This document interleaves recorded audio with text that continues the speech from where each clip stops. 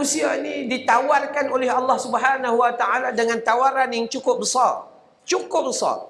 Ya, Allah bagi pada kita kehidupan bukan pernah sia-sia. Allah bagi tahu dah taat kepada dia, maka last sekali mereka akan masuk syurga Allah Taala.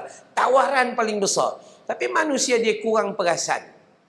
Dia kurang perasan. Kita tuan-tuan, perkara paling simple, kita pergi ambil wuduk. Nabi kata barang siapa yang berwuduk dengan sempurna dan kemudian berdoa, asyhadu an la ilaha illallah wahdah la syarikalah wa asyhadu anna muhammadan abduhu wa rasuluh. Allah buka 8 pintu syurga. Masuklah kalian ke dalam syurga melalui mana-mana sahaja pintu yang kalian nak. Okey. Baik. Sebab tu saya ada tengok beberapa ayat Al-Quranul Karim di mana Allah Subhanahu Wa Taala mengajar pada kita untuk mengetahui tentang ibadah, nikmat-nikmat ibadah. Seperti mana kata ulama, perkara yang paling awal untuk kita ketahui kat mana ibadah korban ni hebatnya. Hebatnya yang pertama, ibadah korban ni bukan hanya dibuat di zaman Nabi saja. Ibadah korban adalah amalan utama yang Allah uji kepada anak Nabi Adam AS, Qabil dan Habil. Allah uji awal lagi. Allah nak mendidik kita untuk bagi kepada Allah, bagi yang terbaik. Meletakkan diri kita bersifat korban. Sifat korban sungguh-sungguh. Memilih yang terbaik untuk bagi kepada Allah Subhanahu Wa Taala. Allah didik daripada awal. Anak Nabi Adam yang paling terkenal lah kita baca tentang Salima, kemudian Qabil, Labuda, kemudian Habil, kan ya. Ada yang tu biasanya kita dengar walaupun nama tu tak ada dalam hadis sebenarnya. Disebut dalam ayat Quran dan dalam hadis itu anak-anak kepada Nabi Adam AS. Tetapi dalam riwayat Israeliat ni dia cerita bahawa Nabi nama-nama sedemikian. Maka itu tak ada masalah, bubuh nama tu tak ada masalah. Cuma nak bagi tahu bahawa ibadah paling awal, bayangkan ibadah daripada zaman Nabi Adam AS. Hari ni kita masih melakukan itu. Keindahan yang paling awal. Dan bila mana melakukan ibadah korban, kita semua tahu Allah menerima ibadah korbannya Habil, tapi menolak ibadah korbannya Qabil. Di sana boleh belajar dah. Boleh belajar dah. Sehinggalah Nabi SAW mengajar kepada kita ketika nak bersedekah, sedekahlah apa yang paling kamu sayang. Dan sedekahlah kepada mereka yang paling hampir denganmu. Kadang-kadang kita buat ibadah korban tu jauh Sudan. Jauh, pergi jauh betul.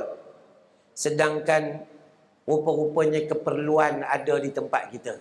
Tapi rasanya cukup lah kot kalau 15 ekor tu. Cukup. Cukup. Ustaz kata tadi patut 20 Ustaz ya. 15 ekor rasa cukup. Sebab yang ada pun bakal-bakal jenazah aja. Kan? Yang ada pun geng-geng kencing manis, geng darah tinggi, garut. Bukan boleh makan benar. Jadi kita buat dekat luar. Kenapa? Sebab keperluan. Tuan-tuan kalau pergi Kemboja, tentu buat kat Kemboja, meleleh air mata tengok. Satu kampung dapat seko. Seko tu pun daripada Selangor, daripada KL, bawa pergi sana. Dia sembelih kat situ, tak sempat bagi daging. Sebab tak cukup dengan daging yang ada tu. Dapat lebih lembu, lebih kurang dapat daging 110 kilo. Besar juga lembu tu. Apa yang dia orang buat, 2 kawah ada. Satu kawah masak nasi dalam kawah banyak-banyak. Satu kawah lagi buat gulai campur batang pisang. Cincang semua daging dan tulang, buh satu kawah tu.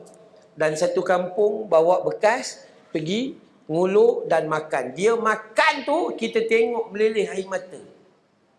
Tak sempat nak komplain. Kita, kalau kita masuk korban, tunggu sebelah tukang sembelih. Kita tanya dia kenapa nunggu. Saya nak batang pinang. Masuk satu bahagian ni, minta batang pinang. Kan. Habis ustaz buat apa? Bagi batang kelapa. Manusia mengarut. Sangat mengarut. Maka jom kita fikirkan indahnya ibadah korban, kerana ibadah ni bukan hanya khusus kepada zaman Nabi sallallahu alaihi wasallam. Dia berada pada zaman Nabi Adam alaihi salam, di awal belum turun syariat semua besar lagi. Yang tu awal berkorban, soal yang paling besar. Bagaimana kita nak korbankan diri kita di dunia untuk kepentingan akhirat? Bagaimana kita nak korbankan harta kita? Itu kita nak cerita bahawa indahnya ibadah korban bagi kita yang berfikir bahawa itu nikmat yang Allah bagi. Itu nikmat.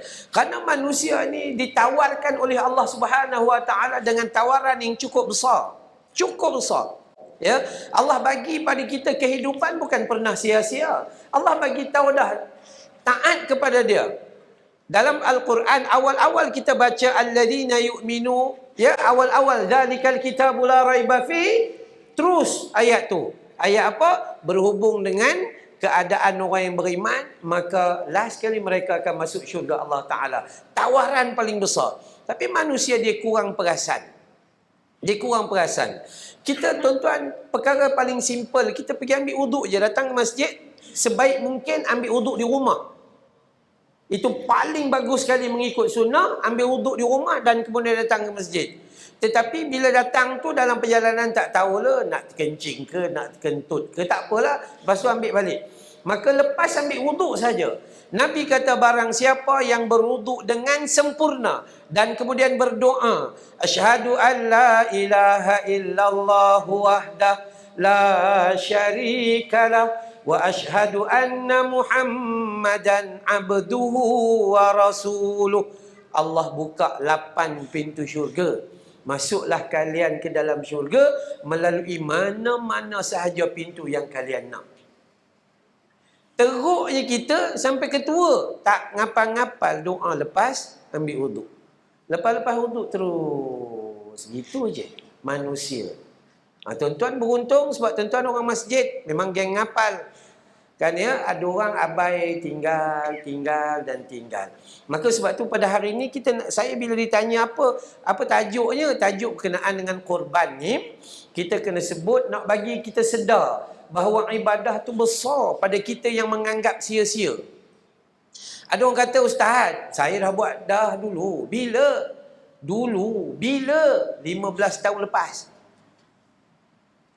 Dia rasa bila dia dah buat sekali tu pun, masa tu lembu harga 2,600.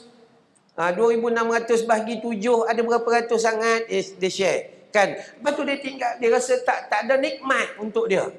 Tapi tak, zaman Nabi SAW, para sahabat berusaha, alim ulama berusaha, Nabi berusaha. Aisyah bertanya kepada Nabi SAW tentang amalan kurban, maka mereka melakukan pada setiap tahun jika mereka mampu. Tetapi harus berusaha. Kadang kita malu, yang paling malu sekali tokil lembu tak buat kurban. Lagi teruk. Dijual. Akhirnya orang lain kurban, dia terkorban. Rugi apabila manusia tak rasa nikmat. Allah kata, inilah tawaran syurga bagi kalian. Kita buat relax, tak ada masalah.